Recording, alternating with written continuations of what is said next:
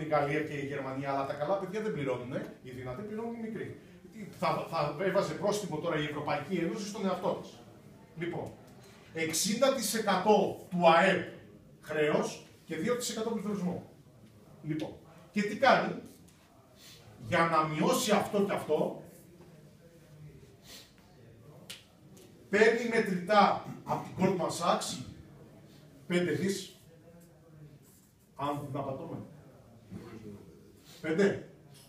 Λοιπόν, 5 δις τα παίρνει μετρητά και λέει στην Goldman Sachs, εγώ για τα επόμενα χρόνια θα σε πληρώνω το χρόνο 400 εκατομμύρια. Και τα επόμενα 20 χρόνια. 400 εκατομμύρια ευρώ. Και αυτά τα πληρώνουμε ακούρευτα.